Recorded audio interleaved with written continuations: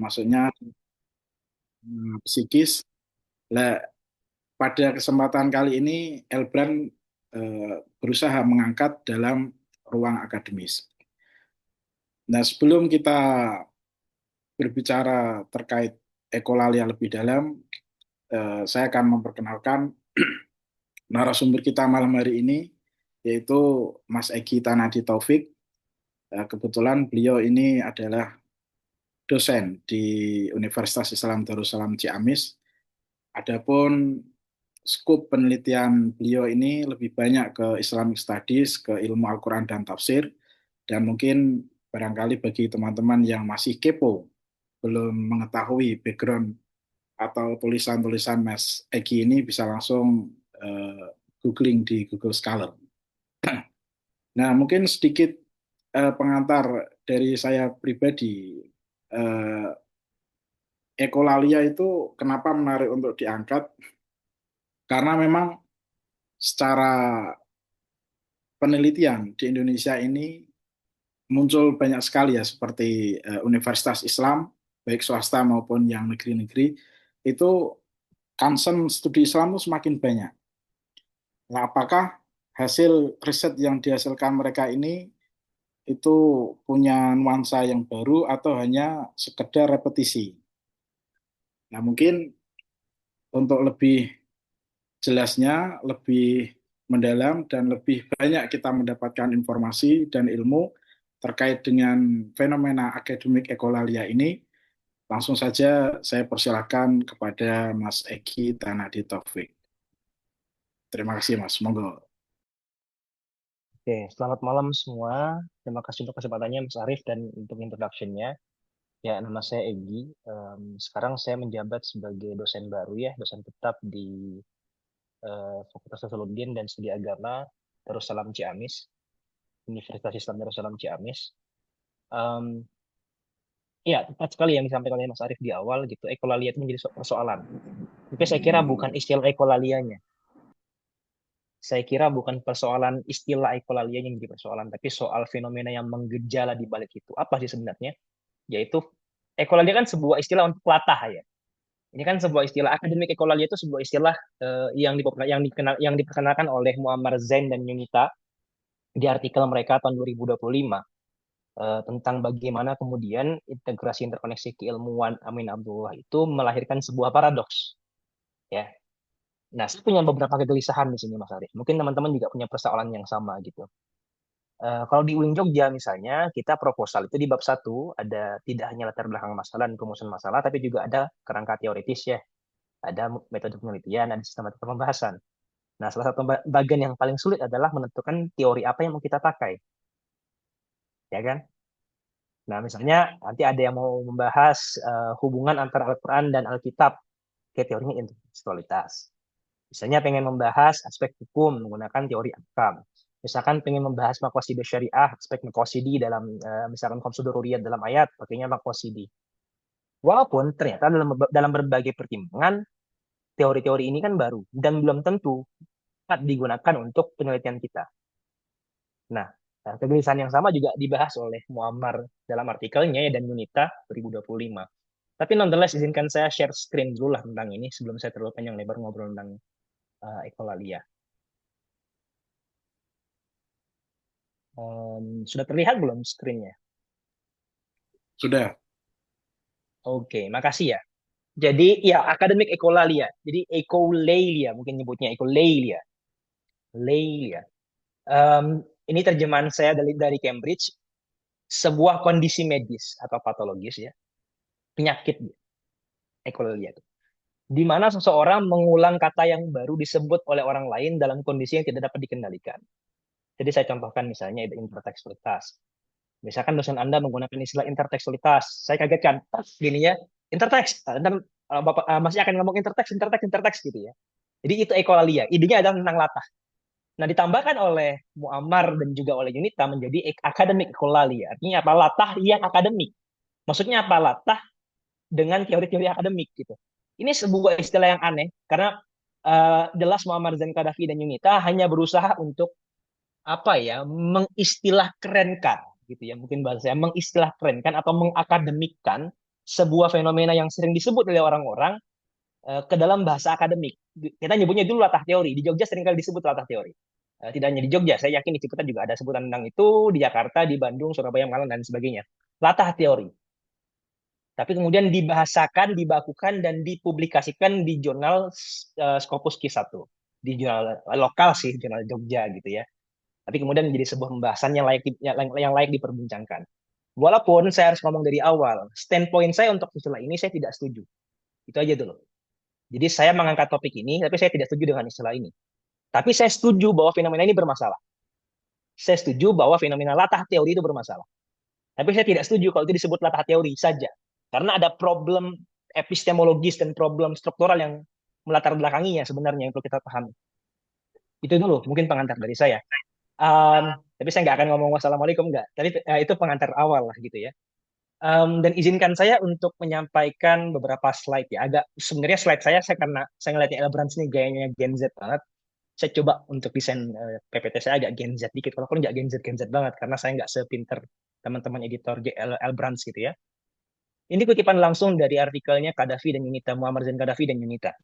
Academic echolalia is a condition where when academic reads or hears new things, often in the form of foreign theories, perceives them as something cool, and then blatantly insert them into their research report without trying to figure out the core assumptions of that theory and dialogue with that core. Saya coba garis bawahi beberapa poin yang penting. Saya coba garis bawahi beberapa poin yang penting. Pertama, something cool, ya. Ini penting. Kita seringkali mengutip, kita seringkali tanda petik latah, begitu ya. Menggunakan sebuah teori yang dianggap keren dulu. Contohnya apa? Dekonstruksi. Contoh lagi apa? Kontekstualisasi. Apalagi double movement, gitu ya. Apalagi genealogical tradition, discursive tradition, dan lain sebagainya. Triadik santri abangan priai misalnya. Satu, this something cool, dia harus keren. Kalau nggak keren, kalau dia nggak catchy, dia nggak akan dipakai. Nah, Muammar Zain, Qaddafi, dan Yunita berusaha melakukan hal yang sama, membuat sesuatu istilah yang cool dari istilah yang sehari-hari terjadi latah teori menjadi akademik ekolalia. Cool juga gitu. Nah, tapi yang terjadi dengan ekolalia adalah orang ini latah karena apa? Blatantly, secara serampangan, secara ugal-ugalan gitu ya, memasukkan teori tersebut ke kerangka teori mereka. Ya, ibarat anak K1 lah, sering kan. Kalau tadi di Jogja itu kerangka teori di bab 1, mungkin kalau di kampus lain itu di bab 2 ya. Kerangka teori dan tinjauan pustakanya. Misalnya membahas tentang living Quran gitu ya. Living Quran pesantren mana, atau living Quran madrasah mana, atau living Quran kampus mana. Ntar yang digunakan, yang dimasukkan di kerangka teori adalah teori living Quran. Pertanyaan sederhananya adalah apakah living Quran adalah sebuah teori? Ya. Sama halnya, apakah intertekstualitas adalah sebuah teori? Apakah cukup banyak lah, cukup banyak. Saya kira cukup banyak yang bisa kita perbincangkan. Dan yang ketiga yang paling penting saya kira adalah without trying to figure out the core assumptions of the theory. Tidak berusaha untuk memahami asumsi dasar dari teori tersebut dan berdialog dengan pusat pembicaraan tersebut. Artinya tidak berusaha untuk paham dulu konteks duduk perkara sebuah wacana atau sebuah teori atau sebuah asumsi dan hanya mudah caplok aja gitu. Makanya saya tidak setuju kalau ini disebut sebagai latah. Menurut saya ini pencurian. Menurut saya ini bukan latah, ini pencurian. Kenapa saya bilang pencurian? Orang kalau latah minimal dia tahu katanya. Kalau latahnya ayam, ya ayam, ayam, ayam, di kepalanya ada ayam. Iya kan? Nah, kalau misalkan latahnya itu interteks, tapi paham interteks, itu jadi masalah misalnya. Nah, karena saya Gen Z, dan juga karena Elbrand itu Gen Z, izinkan saya bercerita dengan case sebuah anime deh. Saya baru nonton minggu lalu. Judulnya Orbs on the Movement of the Earth. Ini menceritakan agak relate dengan kita, karena ini bercerita tentang Fakultas Usuluddin versus Fakultas Saintek. Gitu ya. Nah, di abad 15 di Eropa, gitu ya, um, ada ada beberapa orang heretik atau orang-orang syirik gitu ya. Rafal namanya, ada Yoletta, ada Badeni, ada Otzi. yang mereka berusaha mencari penafsiran baru atas Alkitab. Apa penafsiran mereka? Mereka percaya bahwa bahwa gereja sudah salah memahami Alkitab. Selama ini di abad 15, gereja memahami bahwa bumi adalah pusat peradaban dunia. Kita memahaminya sebagai konsep geosentrisme, di mana sistem tata surya itu mengelilingi bumi. Nah, kalau sekarang kita kan memahaminya kebalikannya. Sistem tata surya itu kan mengelilingi matahari, setidaknya kan dalam tata surya Bima Sakti gitu ya. Tapi di abad 15 enggak. Nah, artinya apa? Yang protagonis siapa? Kalau dalam kacamata agama, tentu protagonisnya adalah Rafal dan teman-teman. Mereka perwakilan intelektual sesat, intelektual heresy, gitu ya. Profesinya macam-macam, ada mahasiswa, ada tentara, ada pastor, ada bahkan pastor ya, bahkan ada nomad, ada seorang apa sih orang yang nomaden gitu ya. Ideologinya heliosentrisme. Lalu ada Novak. Novak ini yang di kiri. Novak ini perwakilan gereja Ortodoks Eropa. Nah, dia mirip orang Suludin lah. Artinya berusaha untuk defensif, berusaha untuk mempertahankan, dan bahkan berusaha untuk memukul orang-orang yang menawarkan pembacaan alternatif dan mengeksekusi mereka sebagai algojo. Dibakar hidup-hidup. Nah, Novak bahkan secara eh, apa ya, saya tidak tahu, secara sadis bilang bahwa hukuman yang paling pantas untuk orang yang percaya pada heliosentrisme adalah dibakar. Kenapa? Karena mereka sudah menentang ajaran Alkitab sehingga ketika di hari kebangkitan mereka tidak akan dapat dibangkitkan dari abu. Sangat teologis tuh. Nah, ini yang membuat saya ada juga anime yang keren gitu ya. Karena relate. Nanti kita akan ngomong tentang apa hubungannya antara Equalia dengan anime ini. Nah, ini tata suryanya kira-kira yang kalau kita pahami di bawah kalau yang geosentrisme itu problemnya adalah kadang-kadang siklus bulan misalkan Venus, Merkurius, Jupiter itu tidak konsisten kalau misalkan kita pakai sistem geosentrisme. Sehingga tadi spoiler, semua karakter heliosentrisme mati. Gitu ya, tidak ada yang selamat. Spoiler. Spoiler alert. Tapi poin pertama yang ingin saya sampaikan adalah Novak adalah kita, orang-orang Suludin. Kita bekerja untuk gereja dan mempertahankan keabsahan ajaran dan tafsir agama. Um, Dalam aspek ini bahkan Novak itu bisa disebut oleh Muammar sebagai orang yang ekolia karena dia nggak paham apa itu heliosentrisme. Dia nggak paham juga apa itu geosentrisme. Anehnya di episode 22 apa 23 apa 24, saya lupa, Novak itu sebelum dia mati, dia disuruh menjelaskan apa itu geosentrisme yang kamu percaya dan kamu bela 35 tahun hidupmu. Sampai mengorbankan anakmu sendiri. Karena by the way anaknya itu juga seorang penganut heliosentrisme yang mati, bunuh diri gitu ya. Novak nggak bisa menjelaskan di gereja. Dia cuma bilang, ya kan katanya begini, katanya begitu gitu. Nah nanti kalau Muhammad Zain Kalafi akan bilang, oh ini ekolalia, ini latah, ini orang. Nah sebenarnya kan problemnya bukan tentang kelatahan ya, tapi tentang struktur gereja yang satu mempersekusi pandangan alternatif dan nomor dua menggunakan kitab suci sebagai cantolan agar pandangan-pandangan alternatif dipinggirkan gitu ya di antara beberapa aspek lain lah. Well, di samping itu juga bagaimana kemudian struktur gereja yang sangat kompleks ini kemudian mempekerjakan algojo swasta bahkan. Karena apa? Karena gereja tidak ingin mengotori tangannya sehingga dia mencari algojo-algojo yang bisa mengeksekusi tidak atas nama gereja tapi tidak atas nama Tuhan. Nah, ini yang saya kira menarik ya. Tapi Novak lagi-lagi menurut saya dalam beberapa aspek ini cerminan kita. Nah, kalau biasanya kita kan memahami karakter anime itu, kita protagonisnya, orang antagonisnya. Tapi dalam konteks ini kita anak-anak Suludin itu lebih mirip antagonisnya gitu. Seringkali kita ingin membela agama kita. Gitu. Nah, hubungan apa dengan ekolalia dan hubungan apa, let's say misalkan dengan beberapa teori yang ingin saya sampaikan di satu-satu. Jadi gini, anime on the Movement of the Earth ini kan 25 episode. Dari 25 episode itu 24 cerita 20 dari 2 dari 24 dari 25 episode 24-nya itu fiktif kecuali episode terakhir. Episode di mana ada namanya Albert Brodzewski alias Albur Albrudzawi mungkin begitu. Dia dari Polandia. Albert Albrutzawi mungkin sebutannya. Dia seorang scholar astronomi abad 2 abad 15, guru langsung dari Kopernikus yang menginisiasi revolusi Kopernikus ya, sangat terkenal. Em, dan dalam anime ini diceritakan bahwa eh, narasi geosentrisme itu sebenarnya sudah selesai dituntaskan oleh para tokoh tadi di atas yang saya sebutkan, ada Otzi, ada Badeni, ada Rafal gitu ya. Teorinya udah kelar. Tapi karena orang-orangnya mati, bukunya dibakar. Diganti orang baru lagi, mati, dibakar lagi bukunya.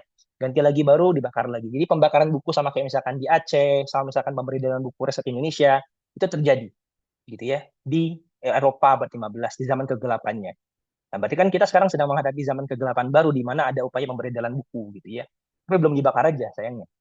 Karena kayaknya buku riset Indonesia semakin laku dijual tuh. By the way, Albert Brzezowski kemudian uniknya dia itu terinspirasi dengan ide heliosentrisme bukan lewat buku, bukan juga lewat surat, tapi lewat sebuah statement pernyataan hak cipta atau copyright. Jadi ketika bukunya udah gagal dicetak, orang yang mau mencetak mati, yang satu-satunya orang yang menghafal isi bukunya juga mati, yang tersisa hanya surat tentang hak milik. Disampaikan kepada ahli warisnya, dan ketika itu lagi lewat nih Brzezowski. Apa yang dia sampaikan? Apa yang dia sampaikan? Um, dia hanya mendengar ada pernyataan on the movement of the earth, gitu ya. Terus dia mikir, kayaknya ini sesat deh. Bukannya selama ini bumi itu yang, bukannya selama ini tata surya itu mengelilingi bumi. Tapi dia jalan, habis itu dia mikir lagi. Itu ada tanda tanya kan, tunggu dulu gitu. Kayaknya salah gue. Kayaknya aku salah deh. Artinya apa? Sebuah gagasan yang dibangun selama 15 abad oleh gereja dapat runtuh. Sebuah gagasan yang dibangun oleh 15 abad oleh gereja dapat juga salah. Bisa jadi salah lewat kutipan. Nah, yang ingin saya sampaikan dalam argumen ini, dalam cerita ini adalah boleh jadi, ya, boleh jadi teori-teori yang digunakan, ini stand saya ya, boleh jadi teori-teori yang digunakan dalam penelitian skripsi, tes disertasi mahasiswa kita di PTKI, PTKIN, PTKIS itu salah, tidak tepat, keliru, bahkan tidak sesuai dengan pakemnya, tidak berusaha memahami asumsi dasarnya, sama kayak bahasanya Muammar di awal ya, ini tidak sesuai gitu. Tapi isinya yang penting. Makanya menurut saya ada gium undur makola wala tandur mankola itu harus diganti. Lihat bukan jangan lihat siapa yang berkata, jangan lihat apa teorinya, tapi lihat apa isinya, apa yang disampaikan. Itu yang penting saya kira. Itu stand saya yang pertama. Stand saya yang kedua adalah kritik saya tentang Foucauldian. Itu wajar karena menurut saya tidak ada basis data statistik yang digunakan oleh Muammar Zain Gaddafi ketika dia menyebut bahwa Foucault adalah salah satu orang yang menjadi korban. Saya bisa menyebut minimal 10 tesis dan disertasi yang menggunakan Foucault dan bagus dan serius. Minimal 10. Artinya apa? Tidak semua orang yang menggunakan Foucault itu jahat dan buruk dan bodoh. Begitu ya. Mungkin sebelatan itu saya ngomong. Tidak. Em, Walaupun lagi-lagi ya banyak juga yang jelek gitu ya. Tapi kan kritik dari Muammar waktu itu ketika dia mengucap akademik ekolalia adalah banyak orang menggunakan Foucault misalnya sebagai contoh karena ingin mengamati power relations, ya kan? Bahkan sampai mengamati di mana Foucault sekolah, siapa teman-temannya, itu nggak penting. Menurut saya itu juga nggak penting. Harusnya kelar di footnotes. Tapi jangan sampai Anda mengeneralisasi semua karya PTKI sebagai karya yang gagal memahami Foucault. Saya salah satu Foucauldian, dan saya kira saya sukses.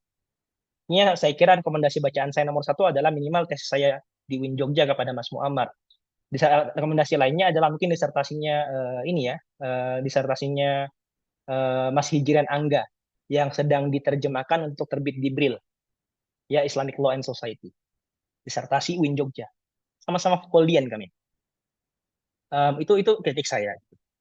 Um, so, apa hubungan antara anim tadi, apa hubungan antara akademik ekolalia tadi dengan kita? Studi IAT, studi tafsir misalnya.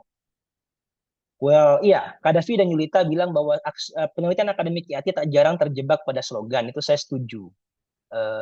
Kita seringkali lagi-lagi ya, saya setuju dengan aspeknya Kadafi dan Yunita yang bilang bahwa seringkali tidak memahami pusat apa basis pembicaraannya. Itu penting, tapi itu tidak selalu yang menjadi yang terpenting. Intinya apa? Kadang-kadang ketika Anda memahami, Anda akan lebih akurat menggunakan sebuah teori. Tapi itu tidak berarti argumen argumen seseorang yang teorinya gagal bukan hanya karena metode atau teorinya gagal, argumennya jadi salah. Belum tentu. Tapi yang setidaknya kita bisa pastikan salah adalah pengaplikasian teorinya. Bisa jadi datanya sound atau datanya sahih gitu ya. Bisa jadi analisisnya bagus, bisa jadi datanya sahih tapi analisisnya jelek. Itu bisa juga. Atau bisa jadi teorinya A, dia nggak pakai teorinya cuma nyebut doang, tapi temunya menarik. Itu bisa juga.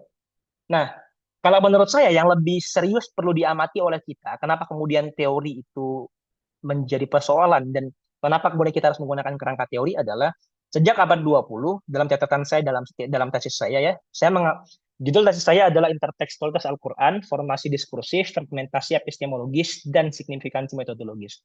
Saya mengamati perkembangan salah satu diskursus yang paling viral di Indonesia, dan di Indonesia di dunia, dalam studi Quran, yaitu intertekstualitas Al-Quran. Dalam 40 tahun terakhir, saya mengamati 1.200 literatur dan ribuan literatur lainnya dalam bahasa Inggris, Indonesia, Arab, Farsi, dan beberapa bahasa lain, Jerman, Perancis. Tentu saya nggak paham, saya minta banyak teman saya yang bisa berbahasa itu untuk menerjemahkan juga. Tapi temuan saya adalah bahwa banyak sekali pengguna teori intertekstualitas yang nggak paham betul intertekstualitas. Artinya sama kayak bahasanya Mark Zain Kadafi tadi, dia tidak berusaha untuk menduduk perkarakan situasi di mana intertekstualitas dibentuk. Nah, kenapa kemudian interteks dipakai? Interteks dipakai sebagai critical tool atau academic tool yang menutupi rasa inferioritas kita, serta menutupi yang disebut oleh Harold Bloom sebagai anxiety of influence kita, untuk membuat skripsi kita menjadi kritis, untuk membuat artikel kita menjadi kritis. Kita menggunakan istilah-istilah kritis untuk membuat skripsi kita menjadi kritis. Dan itu salah satu bentuk keminderan kita hari ini. Itu temuan saya dalam tesis. Um, dan itu terbaca misalnya dalam mobilisasi wacana kritis dan kebangkitan Islam dengan memperkenalkan teori-teori Barat, termasuk juga penerjemahan buku-buku kritis ke dalam bahasa Arab misalnya, atau dalam bahasa Farsi dan Turki. Kan sangat masif sekarang. Buku-buku yang diterjemahkan kemudian diapropriasi dan dimisapropriasi. Gitu ya. Banyak kok buku Roland Barthes diterjemahkan, tapi terjemahnya ngasal gitu. Dan dalam bahasa Arab dan lain sebagainya. Itu juga saya kaji soalnya. Dan yang terakhir, sebelum saya juga ada orang lain sebenarnya. Ada namanya Alan Sokal dan Jean Bricmont. Bricmont, saya nggak tahu nyebut namanya gimana, orang Perancis yang pasti ini. Dalam tulisannya dia menyebut bahwa rumus-rumus persamaan. Nah, jadi dia mengkritik para pemikir post-truth. Ya. Kalau saya mengkritik para pemikir ya Usuluddin, para pemikir studi Al-Quran dan kitab dan hubungan antar kitab suci yang menggunakan interteks. Kalau apa? Kalau Sokal dan Brickmont itu mengkritik para pemikir post-truth dan post-strukturalisme dan postmodernisme. Apa yang dia kritik? Seringkali para pemikir posmo dan post-truth itu menggunakan istilah-istilah keren, istilah-istilah filsafat dan teori-teori matematika bukan untuk membenarkan argumennya, tapi untuk alat intimidasi. Sebagai alat pamer dan intimidasi. Dan itu yang jadi persoalan hari ini. Kita menggunakan teori bukan untuk diaplikasikan teorinya, tapi untuk dipamerkan. Itu yang jadi masalah. Dan itu mempertontonkan lagi-lagi anxiety of influence kita, itu istilah saya. Kalau istilahnya Harold Bloom itu anxiety of literature, itu menunjukkan pada praktek apa sih istilah praktek incest dalam literatur Yunani itu di mana ada bentuk kecemburuan anak kepada bapak dan lain sebagainya itu ada di tes saya. Oke, saya akan ngasih beberapa contoh ya, karena itu request dari Elbrans di captionnya. Tapi izinkan saya ngasih contoh dulu mata kuliah yang saya ajar. Sosiologi Al-Quran. Contoh. Saya ngasih contoh lain itu akan saya kasih juga anak Kumangza di Living Quran dan sebagainya. Tapi izinkan saya kasih contoh sosiologi Al-Quran. Mungkin teman-teman nggak pernah dengar juga. Di Jogja kayaknya nggak diajarin, di Jakarta diajarin. Kenapa saya tahu di Jakarta diajarin? Karena ada buku bahan ajarnya. Gitu ya. Sosiologi Al-Quran menurut saya bid'ah baru di IAT. Buku ajar mata kuliah sosiologi agama, prodi tafsir hadis. Dulu tafsir hadis di UIN Syarif Hidayatullah Jakarta. Saya baca mukaddimahnya atau pengantarnya. Ide utama buku ini bagi saya adalah mendorong cocokologi, fenomena sosial dengan dalil Al-Quran. Yang saya kutip langsung, pelacakan tematis ayat-ayat Al-Quran yang sesuai dengan tema yang sudah dipilih, kemudian dikombinasikan lebih lanjut dengan realitas sosial yang terjadi di masyarakat. Sebagai contoh, ini contohnya dari dia ya, konsep ta'aruf dengan toleransi, konsep umat dengan civil society, atau mungkin atakatsur dengan hedonisme dan lain sebagainya. Nah, tentu teman-teman memang, loh ini kan bukan sosiologi Al-Quran, ini mah tafsir ijtimai. Ya kan, beda dong. Berarti kan ini tafsir sosial atau tafsir ayat sosial gitu ya. Apakah sama sosiologi Al-Quran dengan tafsir ijtimai? Beda. Ini peta yang saya ajarkan. Karena saya mengajar mata kuliah ini, dan menurut saya ini mata kuliah yang akan dihapus. Saya merekomendasikan mata kuliah ini dihapus, walaupun saya ngajar semester ini. Kenapa? Karena lagi-lagi sosiologi Al-Quran bukan sebuah disiplin ilmu yang mapan. Bahkan sosiologi agama saja itu debatable dalam kesarjanaan hingga hari ini. Anda perhatikan di PTKI misalnya, ada semacam disparitas dan ada dikotomi antara para intelektual sosiologi murni sekuler dengan sosiologi agama. Sosiologi agama letaknya di Usuluddin, sosiologi sekuler di Fishum. Dan um, tongkrongan mereka beda, artikel mereka beda, perspektif mereka beda gitu ya. Karena lagi-lagi sosiologi agama itu lahir belakangan. Tapi dia sudah menjadi sebuah disiplin ilmu yang mapan, setidaknya. Dan by nature, sosiologi itu seharusnya adalah disiplin ilmu sosial yang mengamati hal-hal yang bersifat empiris. Sosiologi agama tidak, dia bisa mengamati elemen-elemen transendental, ya, dan juga bisa mengamati hal-hal di luar elemen positivisme dan deterministik. Sedangkan yang jadi persoalan adalah sosiologi Al-Quran. Ada 3 kategori definisi setidaknya dalam sosiologi Al-Quran kan. Tadi mungkin hmm, pertama tafsir al-ijtimai, nomor 2 ayat Al-Quran yang sosiologis, ya kan. Jadi bukan tafsirnya yang sosiologis, tapi ayat Al-Quran yang sosiologis, gitu ya. Dan nomor 3 adalah mungkin sosiologi agama yang diganti dicoret jadi sosiologi Al-Quran. Kalau bahasa Anda mungkin living Quran, kalau menurut saya beda lagi. Sosiologi Al-Quran dengan living Quran beda lagi. Karena sosiologi Al-Quran adalah sebuah karena dia logos, ya dia harusnya jadi sebuah disiplin ilmu. Menurut saya sosiologi Al-Quran belum semapan itu. Kecuali kita bisa buat semacam ASAKI, Asosiasi Sosiologi Al-Quran Indonesia, which is aneh juga, gitu ya. Tapi kayaknya nggak bakal terjadi juga, karena ini mata kuliah yang bid'ah baru dan nggak pas banget. Tapi bisa dimatangkan dengan beberapa catatan. Dan saya kira Universitas Islam Darussalam Ciamis adalah salah satu kampus di Indonesia yang sukses untuk memapankan itu secara konseptual dan teoretis. Oke, ngomong balik ke isu hangat kita, intertekstualitas, karena itu bidang keterkaitan saya di S2 Jogja. By the way di Jogja ya, karena di Triple IU di Universitas Islam Internasional Indonesia dan di Edinburgh, saya nggak ngomongin ini, saya ngomongin hal yang sangat berbeda. Saya mengkaji salah satunya adalah penggunaan intertekstualitas dalam hermeneutika makna kumagza Sahiran Syamsuddin atau pendekatan makna kumagza, ya kan? Dalam makna magza itu ada tiga aspek yang perlu dikaji, yaitu makna tarifi, magza tarifi, dan magza al-mutahrik al-mu'asir. Dan ada 5 aspek yang perlu diamati. Ini kan makna lugawinya, intrateks, interteks, sababun nuzul, yang terakhir adalah magzanya. Nah, yang dimaksud interteksnya itu apa? Ini yang saya kutip langsung ya. Analisa dengan cara menghubungkan dan membandingkan antara ayat Al-Quran dengan teks-teks lain di sekitar Al-Quran. Nah, saya kasih catatan editorial dirosah mahaulal Quran. Ingat ini pemikirannya siapa? Ya, Amin Al-Huli. Kenapa ini jadi persoalan yang problematis? Karena ketika Sahiron Syamsuddin mencontohkan intertekstualitas, dia tidak hanya mengutip misalnya Alkitab atau syair jahili. Dia juga memahami interteks sebagai pengutipan terhadap hadis, sirah, dan kamus-kamus pasca Al-Quran. Itu sudah aneh. Well, menurut saya interteks dipahami sebagai source criticism sudah aneh. Senang itu. Interteks dipahami sebagai studi copy paste atau source criticism itu satu persoalan. Interteks dipahami sebagai bukan hanya backward projection of the Quran, tapi forward projection of the Quran, itu lebih aneh lagi. Bagaimana hadis Al-Quran dijelaskan oleh kitab setelahnya atau oleh teks setelahnya, itu aneh. Itu jadi persoalan. Walaupun lagi-lagi saya perlu disclaimer gitu, saya baru nonton podcast ini semalam. Um, podcastnya Malaka Project dengan Baskara Putra ya.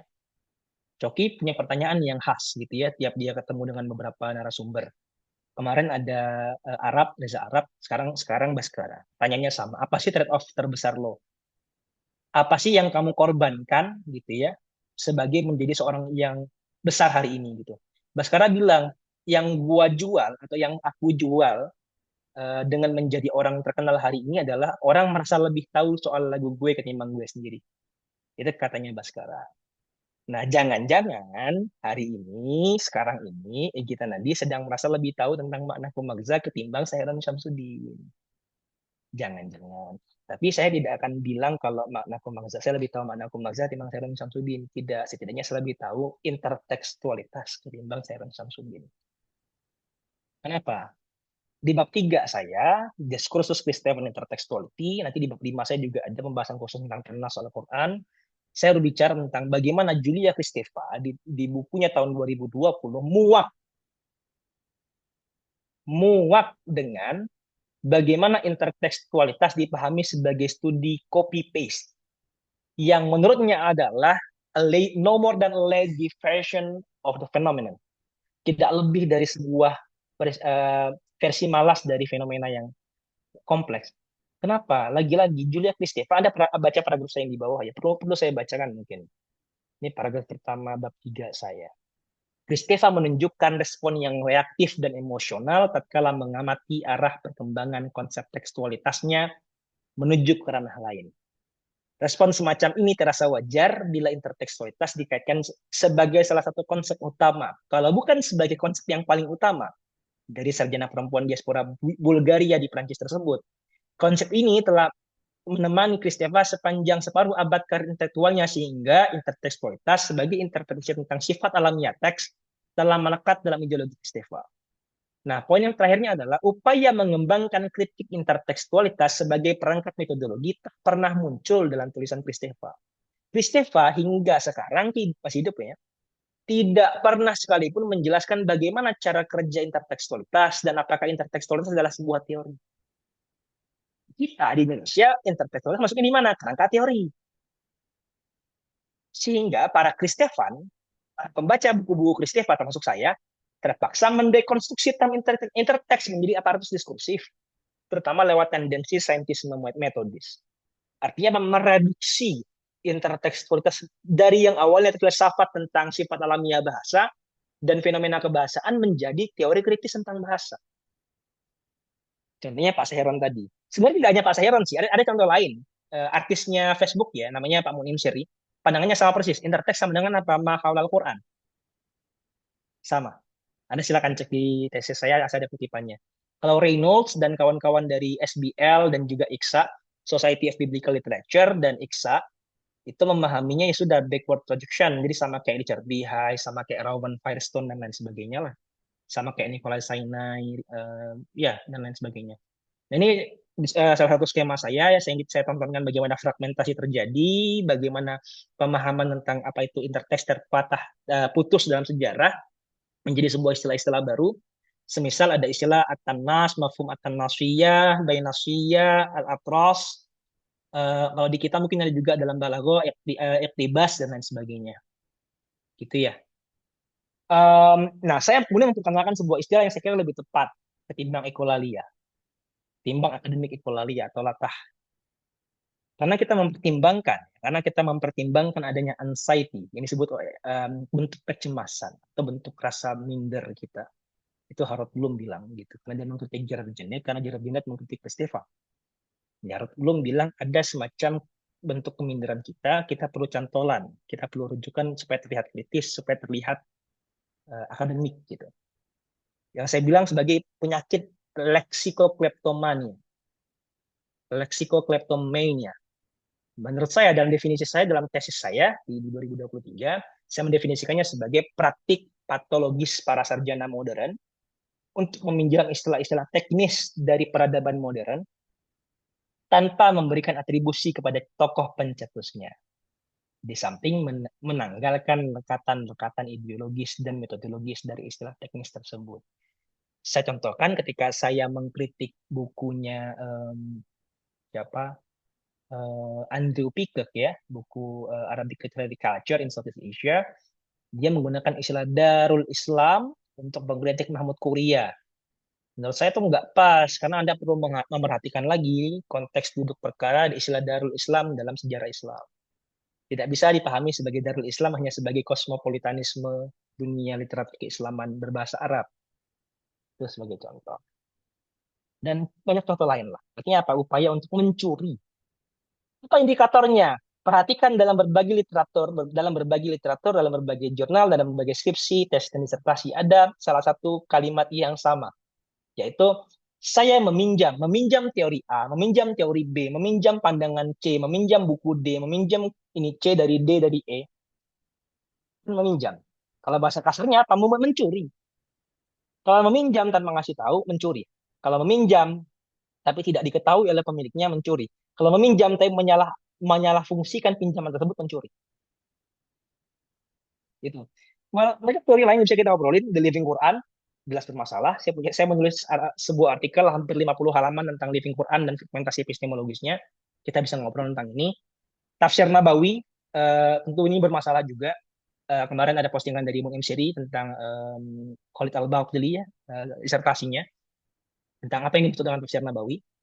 Lalu ada tafsir Maqasidi dan lain sebagainya, tafsir dekolonial apalagi ini gitu ya. Jadi menurut saya tren-tren itu kita perbincangkan. Apakah ini bentuk kelatahan tanda petik ya, apakah ini bentuk pencurian istilah yang supaya kita tetap relate dengan diskusi global dan lain sebagainya. Dan yang terakhir tafsir ekologi karena kita emas kemana gitu ya. Oke, sekian dari saya, terima kasih. Mungkin epilog dari saya adalah penutup film The Menu. Kalau teman-teman pernah nonton, Anya Taylor-Joy, you know what I'd really like. Ini adalah scene di mana dia selamat dari apa ya, restoran yang sangat terkenal di atas kapal mahal gitu ya. Dia selamat hanya karena dia memesan cheeseburger. Dia bilang apa? Kamu tahu apa yang aku mau? Aku tidak mau menu makanan yang mahal, menu makanan yang mewah, yang fancy. Aku cuma pengen not some fancy, deconstructed, affluent bullshit, a real cheeseburger. Dia tidak pengen sesuatu yang dikonstruksi, yang fancy, yang bullshit, yang affluent. Dia pengennya sesuatu yang real. Sama, kita perlu sesuatu yang real, kita perlu teori-teori yang real. Dulu, minimal kita paham dulu teori realnya gimana, baru kita pakai.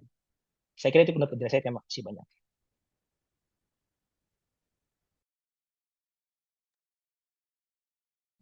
Oke, terima kasih untuk Mas Egi atas wawasan dan penyampaiannya. Eh, Barangkali teman-teman ada tanggapan atau ada sesuatu yang ingin kita diskusikan. Insya Allah kita diskusi pada malam hari ini. Biasanya Elbrand itu sampai jam 21.00 ya. Kalau memang berhalangan bisa lewat chat, nanti saya bacakan atau yang lebih afdol bisa langsung bertanya. Mungkin sambil menunggu teman-teman yang lain untuk bersuara, ini sedikit saya untuk itu Mas Egi ini. Kira-kira tadi kan sudah membahas terkait dengan epistemologi atau istilah-istilah yang digunakan oleh Muammar Zain Gaddafi beserta Bu Anita itu. Nah itu kalau kita melihat dalam beberapa kajian psikologi, misalkan kayak siapa namanya Homi Bhabha, itu kan punya istilah intelektual mimikri gitu. Nah, jadi para intelektual belakangan itu hanya sebuah mimikri, hanya mengekor atau mengikuti orang-orang sebelumnya. Nah, kemudian dalam tesisnya Homi Bhabha itu, hal demikian itu terjadi karena memang salah satunya adalah sistem pendidikan sama validasi yang dibutuhkan. Sehingga mau nggak mau, misalkan ya mohon maaf kalau misalkan mahasiswa di Indonesia, kenapa skripsinya hanya mengulang-ulang? Ya karena kita dituntut untuk menulis itu, sementara sistem hanya memberi waktu 1 semester, 6 bulan. Belum lagi didukung dengan adanya di Indonesia kan masih banyak mahasiswa yang mengeluhkan kita janjian sama dosen itu susah, mau ketemu aja seperti menghubungi malaikat dan sebagainya. Nah, apakah hal demikian ini juga menjadi salah satu kenapa studi Islam atau khususnya tafsir itu dalam beberapa catatan kayak Pak Kadafi, terus dari Mas Egi sendiri, ada kayak istilah mengkritisi tentang tafsir ekologi, terus tafsir Makosidri dan sebagainya itu terpengaruh oleh sistem tersebut.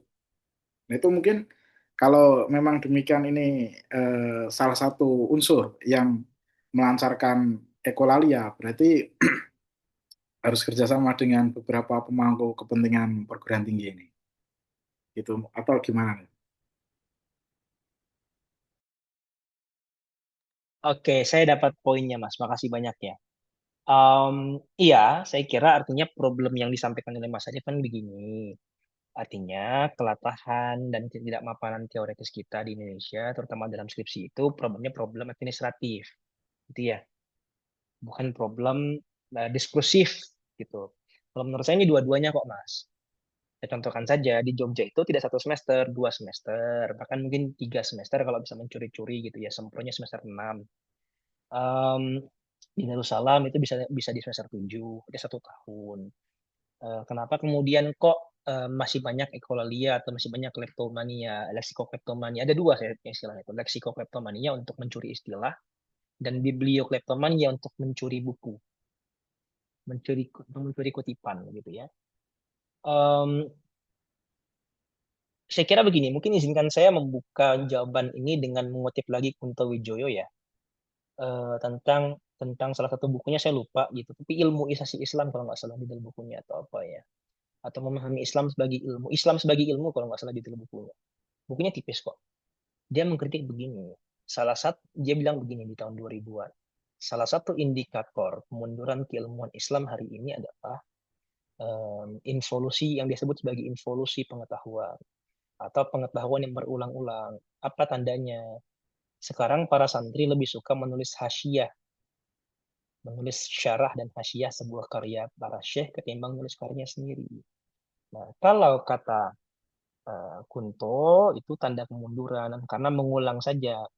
Dia sungkan untuk ngomong mundur, devolusi pengetahuan. Saya menantang keras ini. Saya termasuk orang yang di posisi di mana hasyiah, syarah itu adalah produksi pengetahuan dan pengembangan. Tidak semua syarah itu isinya mendukung dan menjilat para ulama kan. Banyak juga syarah itu yang kritis gitu. Sangat banyak dan bahkan menjawab syarah yang dalam bentuk jawab itu juga sangat banyak gitu. Dan saya kira misalkan Muntansir Zaman ya, dan beberapa teman lain di Yakin Institute juga sudah rilis sebuah jurnal baru Hasyiah judulnya. Itu kan sangat sangat progresif gitu. Sangat progresif saya kira.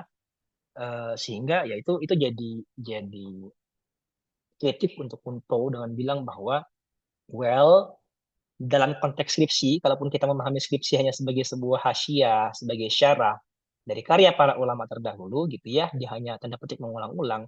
Sebenarnya nggak ngulang-ngulang juga, ada temuan-temuannya. Problemnya apa? Anda tidak berusaha membaca dan memberikan penghargaan lebih pada karya tersebut.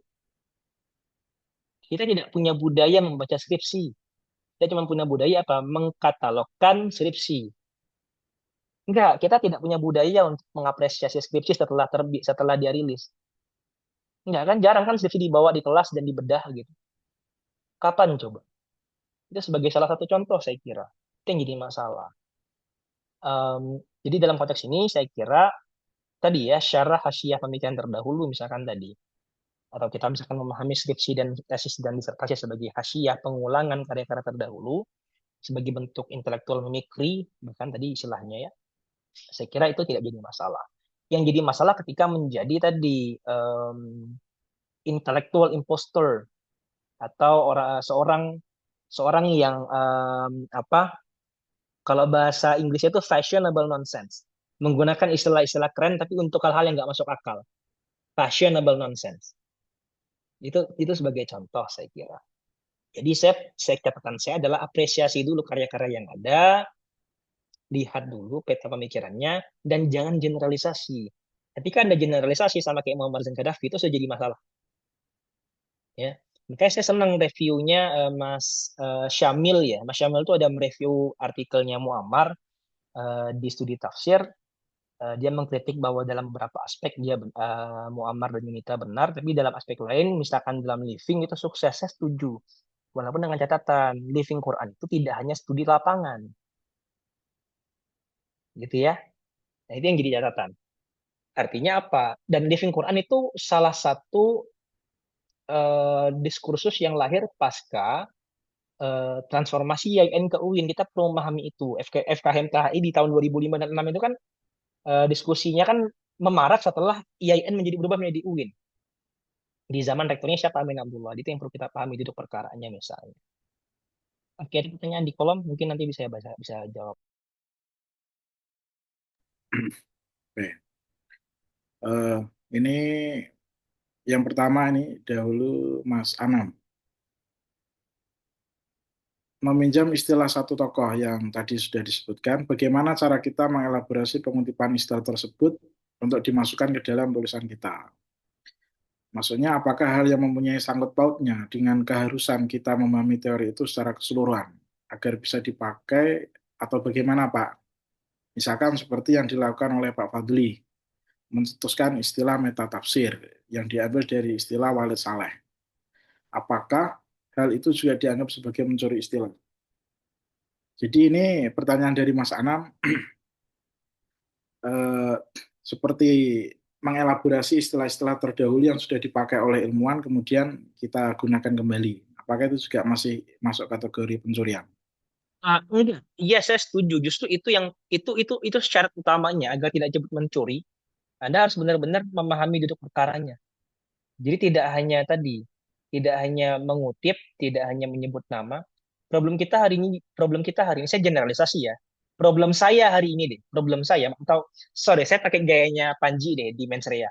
Menurut keyakinan saya, semua mahasiswa IAT itu hafal puluhan bahkan ratusan nama. Hafal puluhan bahkan ratusan nama kitab, hafal puluhan bahkan ratusan nama pemikir. Tapi belum tentu paham isi pemikirannya apa. Nah, untuk tidak disebut sebagai bentuk misapropriasi, ya Anda harus apropriasi dengan tepat agar tidak disebut sebagai orang yang semena-mena gitu ya. Blatantly quoting them kalau bahasanya Muhammad. Tadi saya setuju dengan pandangannya Anam ini. Enggak, so justru syarat utamanya itu. Anda perlu memahami duduk perkaranya di awal. Dan tidak hanya memahami duduk perkara di awal, tapi memahami latar belakang pengetahuan dan cara kerja penelitiannya.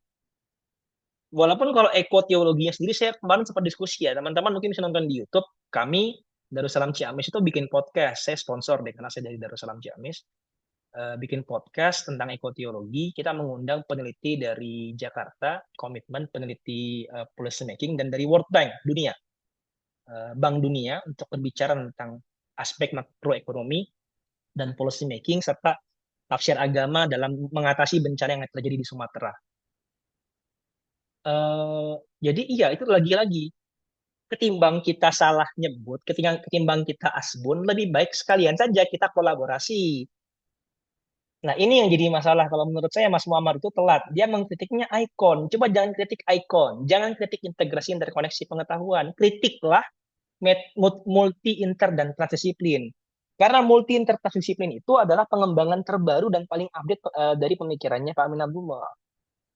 Nah, contohnya apa? Transdisiplin. Transdisiplin itu dipahami tidak hanya dengan kita menambah perspektif dan disiplin kita, tapi kita bekerja sama dengan para pakar dari fakultas lain, disiplin lain, bahkan para praktisi.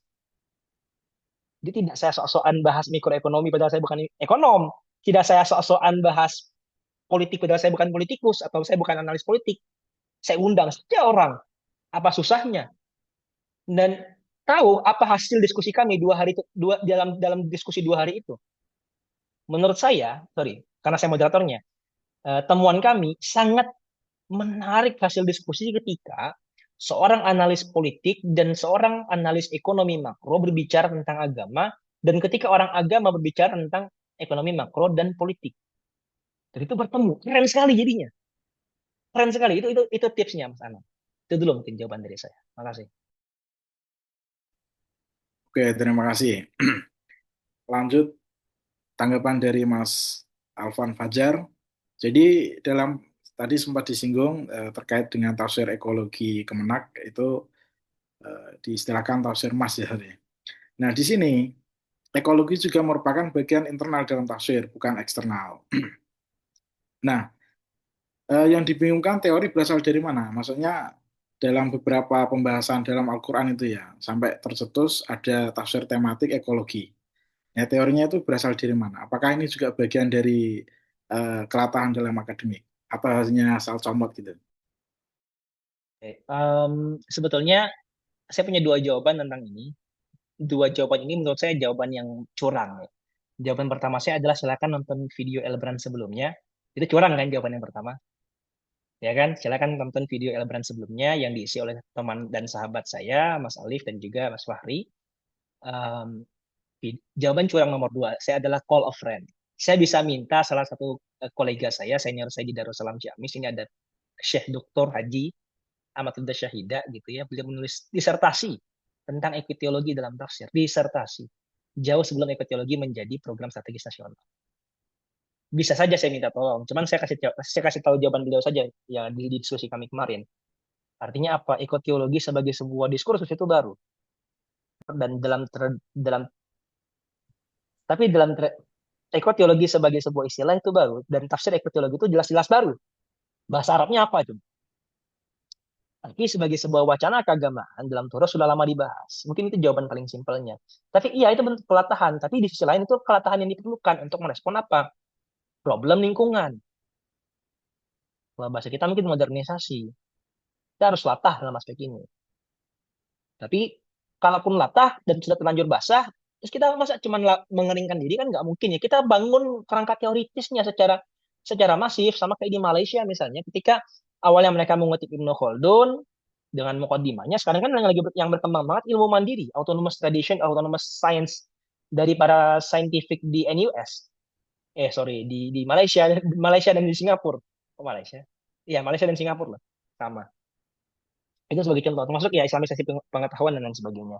Jadi iya, pertama disclaimer saya bukan pakar ekoteologi, saya nggak terlalu tahu banyak, cuman setidaknya dari diskusi kami di Darussalam secara masif beberapa minggu terakhir, yaitu itu mungkin pandangan pribadi saya gitu, bahwa dia sudah lama berkembang, sudah lama dibahas, banyak juga kata kunci istilahnya, banyak juga para ulamanya, tapi sebagai sebuah wacana dan sebagai proyek strategis nasional, bahkan sebagai astacita Litab Dimas, astacita riset strategis Litab Dimas Kemenak 2026, ekoteologi nomor satu. Artinya apa? Ekoteologi adalah topik yang pasti didanai oleh Kemenak tahun ini. Gitu ya. Pasti paling laku. Gampangnya gitulah. Tapi sih. Ini ada aspek politik dan aspek artinya ada kalau dalam bahasa Foucault-nya ada tidak hanya arkeologi pengetahuan tapi ada genealogi pengetahuan dan paneptikon dalam konsep dalam diskursus dalam produksi pengetahuan tafsir ekoteologis di Indonesia. Yes. Juga tidak lupa anggaran terbesar tadi Mas terkait dengan tafsir cinta. Nah, kurikulum berbasis cinta, Mas. Itu yang penting itu. Ya, saya lupa, sorry. Saya lupa. Serius, makasih diingatkan. Kan buku yang paling baru dan fresh dari ayat itu kan bukunya Aksum Wijaya ya. Ya. Langsung didanai oleh Gusman dan menteri yang baru. Luar biasa. Cinta nih sama teman. Oke, kita lanjut dari pertanyaan dari feminis newbie. Kalimat terakhir kita butuh teori yang real. Ini real apa Madrid ini? Menurut narasumber, bisakah diberi contoh untuk teori yang real itu saat ini?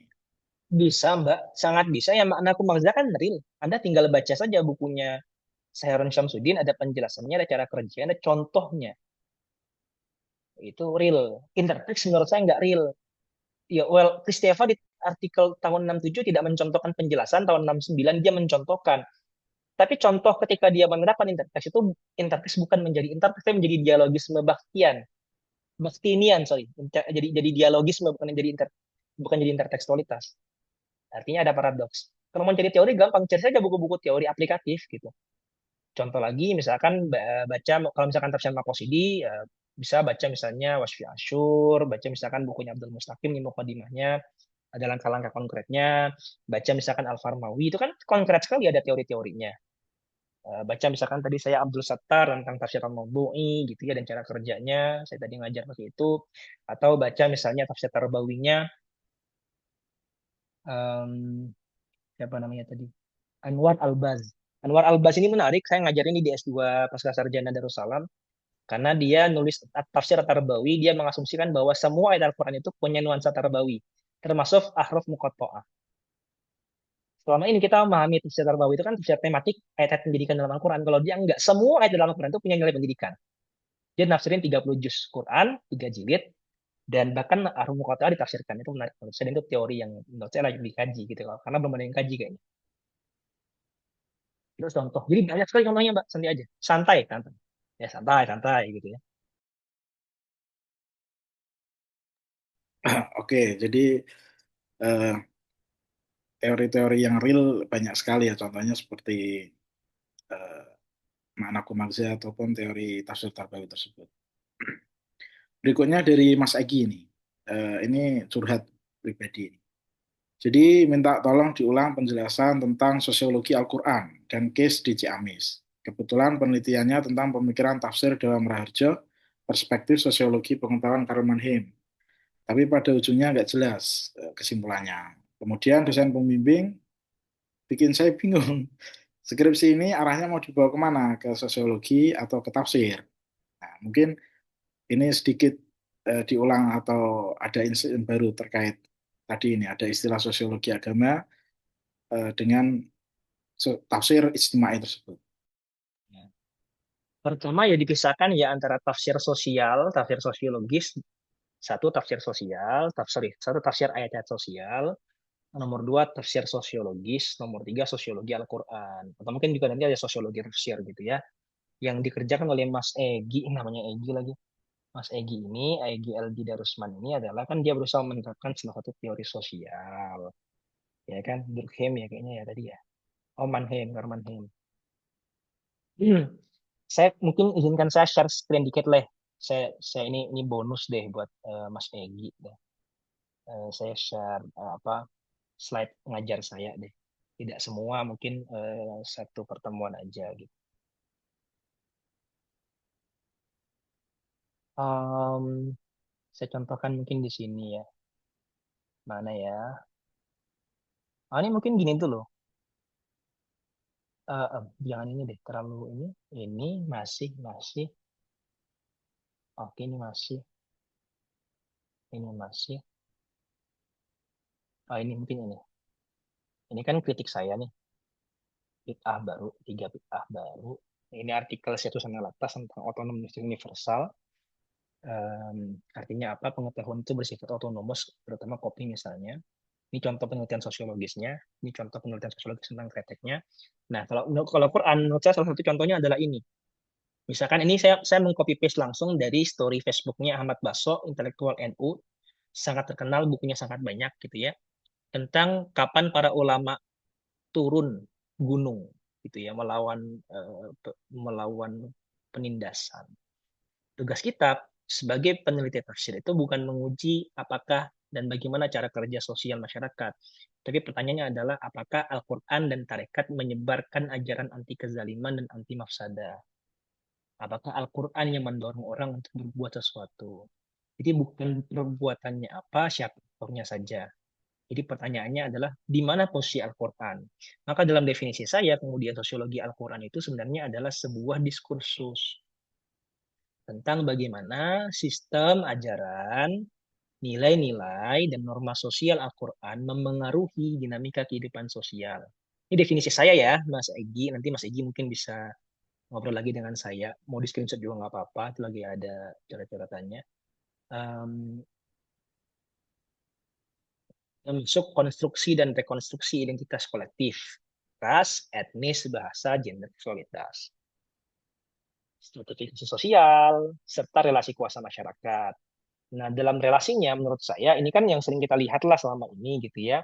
Ini saya ambil dari di artikel saya tentang Living Quran, teori fenomena atau wacana, tentang bagaimana kita memahami posisi Al-Quran. Sebenarnya bisa tiga-tiganya. Sosiologi Al-Quran tidak harus triadik ya, menurut saya. Dia bisa berangkat dari teks, dia bisa berangkat dari fenomena. Jadi tidak harus triadik. Menurut saya bisa juga dia berangkat dari misalkan fenomena pembakaran Al-Quran di mana. Kan bisa. Atau misalkan tadi Mas Egi Aldi ini bahas apa ya tadi artikelnya ya? Pemikiran Daum Raharjo.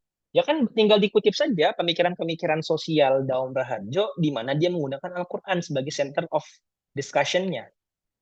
Daum kan bahkan membuat beberapa karya tafsir dan kamus Al-Quran kan. Jadi gampang sekali lah saya kira. Nah, ketika dosenmu bertanya, ini karya tafsir apa karya sosiologis, bilang saja karya dua-duanya, Pak. Tapi terutama ini karya pemikiran tafsir. Pemikiran tafsir dengan kacamata sosiologis. Justru aneh kalau misalkan dosenmu tidak menemukan aspek sosiologisnya. Tanda bagus kalau dosenmu sudah mulai menemukan ada corak sosiologis dalam penelitian tafsirmu. Gitu ya. Itu kabar baik saya kira Mas Aldi. Nah, ini definisi yang saya gunakan tadi gitu. Catatan penutup, ini ya. Sosiologi Al-Quran sebagai disiplin ilmu yang fresh dan diskusi dimulai dari Ciamis. Walaupun kalau menurut saya, kalau misalkan saya nggak ada, kayaknya dihapus aja lah. Pokoknya nanti kalau misalkan ada, ya ada orang lain yang ngajar sosiologi Al-Quran, saya lagi misalkan lagi S3 di mana, ada yang ngajar sosiologi Al-Quran, nggak paham dan nggak niat mengembangkan juga, mending dihapus. Karena ini bentuk bid'ah yang nggak serius dikerjakan gitu. Itu sih catatan dari saya. Catatan dari saya, perhatikan di paragraf nomor 2, nomenklatur sosiologi Al-Quran lahir sebagai bid'ah dan penyakit laten dalam sejarah pengetahuan di PTKI. Namun, ia dapat menjadi harapan lahirnya diskursus baru bila satu, diskursus ini para sosiolog Al-Quran. Yang kedua, dipenuhi para sosiologi Al-Quran. Dan ketiga, mampu mengentaskan problem-problem real masyarakat Al-Quran. Nah, yang ketiga yang penting saya kira ini struktur sosiologi kan. Sosiologi itu kan dalam aspeknya adalah dia harus mampu mengentaskan atau mampu merefleksikan atau mampu mengabstraksikan problem-problem real di tengah masyarakat. Tidak harus, bahkan tidak, sebenarnya tidak harus menyelesaikan sih. Tapi mampu setidaknya menjelaskan kerumitan dan kerubutan problem kita hari ini gitu. Jadi itu saja saya kira. Jadi nggak harus terlalu pusing, Mas. Justru malah bagus tandanya kalau misalkan sudah ada elemen sosiologinya. Oke. Eh, me- ini ada lagi ini. Mungkin maaf sebelumnya Mbak, bolehkah memberikan penjelasan terkait Living Quran? Dan apakah kegiatan tahfidz di sekolah termasuk fenomena Living Quran yang bisa diteliti? Ini penjelasan lainnya sebenarnya terkait dengan skop penelitian Living Quran. Tapi karena tadi Mas Egi menyinggung dan memang pernah concern di penelitian dan bukunya terbit, mungkin bisa disepil nih sedikit-sedikit. Iya, betul Mas. Mas Arief, makasih banyak. Jadi memang ada artikel saya yang terbit, itu book chapter 50 halaman artikelnya. Ada juga yang Scopus Q1 ya tentang the making of living hadith. Ada juga artikel-artikel lain gitu. Em, Menurut saya bisa lah ini dibahas. Tapi begini Mbak, nanti mungkin Mbak perhatikan buku saya yang tadi yang bukunya bukan buku saya sih, itu bukunya saya lupa judulnya Al-Quran Sosial dan Budaya apa. Itu sebuah festskrift, naskah festival, naskah ucapan selamat guru besar untuk Prof. Saifuddin Zuhri Qudsi gitu. Jadi saya satu-satunya orang yang nulis naskah festskrift di situ, tapi tidak untuk memuji beliau, tapi untuk mengkritik pemikiran beliau. Karena saya bilang bahwa dalam dalam praktiknya, Saifuddin Zuhri adalah salah satu orang yang memecah belah living Quran dari yang ya modelnya dua jadi tiga gitu. Yang saya sebut kalau misalkan di karakteristiknya Saifuddin Zuhri adalah ya, Quran Minded Humanity Studies. Jadi backgroundnya Humanity Studies. Karena dia memahami Quran sebagai apa sih istilahnya? Sebagai pretext, bukan pretext, saya lupa istilahnya, bodily hexis, sebagai bodily hexis. Sebagai sebuah teks yang sudah menubuh. Saya contohkan begini. Anda Anda tahu bahwa haji itu wajib bagi yang mampu tanpa harus Anda kutip hadis Quran dalil tentang haji. Anda tahu sholat itu 5 waktu tanpa harus Anda kutip lagi, dan bahkan mungkin Anda nggak hafal dalil tentang sholat 5 waktu. Itu contoh bodily hexis. Walaupun itu problematik. Karena apa? Karena asumsi tersebut, bodily hexis itu mengasumsikan bahwa penelitian bisa berangkat dari aktif fenomena masyarakat, bukan berangkat dari teks. Sedangkan kita itu penelitian teks, Mbak. Jadi jadi kalau misalkan menurut saya Anda bisa menggunakan model living Quran-nya Ahmad Rafiq atau mungkin Abdul Mustaqim dan juga siapa yang di IKI saya lupa namanya juga tentang living Quran yang nuansanya ceramah sekali itu. Dia living Quran sebagai Ihyaul Quran nafasnya itu. Saya lupa namanya. Tapi ada kok tulisan saya. Karena saya juga mengambil case yang sama, dua peneliti dari IAIN Pontianak menggunakan living Quran tapi bingung cara menggunakannya. Karena di IAIN Pontianak itu ada 3 mazhab living Quran. Kenapa kok ada 3 mazhab? Karena tiga-tiganya juga berasal dari Jogja gitu. Itu yang saya lucu gitu. Itu titik perangkatnya sih. Berangkat dari kebiasaan sederhana saya gitu. Terima kasih. Oke, sepertinya Mas Amil ini biar tidak tangannya tidak itu. sudah angkat tangan, bisa langsung kamera. Oke, baik. Apakah suara saya terdengar, Mas? Sangat jelas, Mas. Monggo. Pertama, terima kasih waktunya. Yang kedua, saya ingin menindaklanjuti istilahnya Mas Egi tadi. Oh ya, pertama saya terima kasih. Tadi sudah mention review saya yang di studi tafsir. Berikut dengan catatannya, terima kasih Mas Egi. Terus yang kedua, saya ingin itu follow up tentang leksikokleptomania. Kleptomania, leksikokleptomania Ya, ya. leksikokleptomania. Kalau kita baca di artikelnya Mas Muammar sama Mbak Yunita, di situ dia nyebut dan saya masih agak janggal ya tentang poin ini tentang perihal Saleh ya. Dia kan memberikan contoh bagaimana Saleh itu adalah representasi ideal dari melakukan studi tafsir, di mana ketika Saleh mencetuskan genealogical tradition, dia tidak menyebut nama Foucault, dia tidak mengikut sertakan nama Foucault di situ gitu. Nah, sebenarnya bagaimana sih sikap ideal kita ketika akan melakukan sebuah penelitian di mana teori atau gagasan yang kita akan ajukan itu sebenarnya ada cantolan akademiknya. Let's say Saleh sebenarnya bisa dia mengadopsi Foucault, tapi dia tidak menyebutkan nama Foucault di situ. Nah, itu sebenarnya adalah sebuah hal yang etis atau tidak. Satu. Yang nomor dua, oke, Saleh memang dia memodifikasi ya beberapa istilahnya Foucault atau term-termnya Foucault. Dan sebenarnya sejauh mana keleluasaan kita dalam mengadopsi sebuah teori dan kemudian memodifikasinya gitu. Sehingga nanti kita tidak perlu mengatribusikan teori itu kepada orang lain gitu.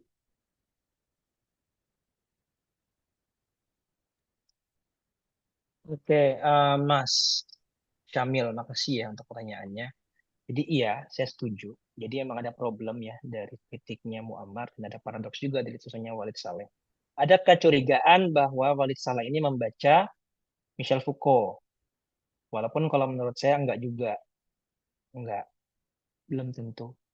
Belum tentu. Menurut saya, ya, menurut keyakinan saya gitu ya. Kalau bahasanya ini, menurut keyakinan saya, em, justru malah Muammar seakan-akan lebih tahu genealogical traditionnya Walid Saleh ketimbang Walid Saleh sendiri. Jangan-jangan genealogical traditionnya Walid Saleh itu tidak berangkat dari Foucault, tidak berangkat dari Talal Asad. Ya itu dah, Anda perhatikan catatan kritiknya. Coba saya share screen aja ya, Bu file-nya. Karena dari tadi karena saya juga ngajar buku ini untuk masuk S1 gitu ya, di Darussalam. Di halaman berapa tadi ya? Aduh, nope, nope, nope. Oke nih, ini ya, perhatikan. By genealogical, I mean, ya, certain dialectical relationship that each new commentary and hence its exegesis had with the previous edition as a whole. Dia hanya berbicara tentang itisolus sana dan itisolum ilmi saja. Tidak berbicara tentang apa yang dibicarakan oleh Michel Foucault tentang aparatus diskursif, tentang struktur, relasi kuasa, ya kan, tentang surveillance, tentang disiplin and punishment. Enggak. Nah, Anda perhatikan juga di footnote nomor 25-nya. I am aware of the problematic nature of this statement. One can hardly dispute the value of studying a commentary in light of what came before it. It is not clear why what came after should matter, at least not at first. The genealogical tradition of tafsir should justify such a study. Nah, dia sebenarnya gini, bagi Walid Saleh, studi genealogis itu sebenarnya antitesa dari studi tafsir yang isolatif. Itu maksudnya di paragraf di poin 25 ini. Dia ingin bilang bahwa yang dia maksud sebagai studi genealogical tradition itu studi memahami tafsir tidak hanya pada zamannya As-Sa'labi saja. Karena kalau Anda perhatikan misalnya korpus yang digunakan oleh Walid Saleh dalam menafsir dalam merekonstruksi pemikirannya As-Sa'labi kan bukan tulisan di zamannya As-Sa'labi. Itu kalau nggak salah tulisan cicit, artinya tingkat keempat atau tingkat kelima gitu. Kan ada beberapa edisi, ada edisi correct me if I'm wrong, tapi ada koleksi kalau nggak salah Bursa, Madinah, sama Mesir kalau nggak salah. Atau sorry, Princeton, Madinah, sama Bursa. Gareth itu Princeton, Amerika, lalu ada edisi Madinah sama ada edisi Turki. Ketiganya tidak sezaman dengan As-Sa'labi. Nah, dia ingin bilang bahwa As-Sa'labi itu populer tidak hanya pada zamannya, tapi juga berkembang pasca kematiannya. Makanya menjadi sebuah tradisi genealogis. Tidak berbicara dalam kacamata Foucault. Satu. Nomor dua, menyinggung pertanyaannya Mas Syamil tentang bagaimana idealnya. Menurut saya idealnya begini. Satu, kalau Anda ngomong A, kalau memang misalkan tadi, kalau Anda mengutip, sorry, kalau istilah genealogical tradition itu milik paten, ya, hak paten milik Foucault, wajib dikutip. Tapi kan enggak. Foucault itu bukan teorinya Foucault itu bukan genealogical tradition, tapi genealogi pengetahuan. Genealogy of knowledge. Ada juga archaeology of knowledge. Itu ada bukunya masing-masing. Beda loh, ya kan? Bahwa ada pembahasan tentang tradisi genealogisnya itu urusan lain. Tapi kan di sisi ini ada patahan epistemik. Beda, mereka punya mindset dan worldview yang berbeda. Ada Foucault sendiri, ada ini sendiri. Kebetulan Muhammad duduk berdiri di UIN Jogja yang sangat Foucauldian. Muhammadnya bukan Foucauldian, kan simpel.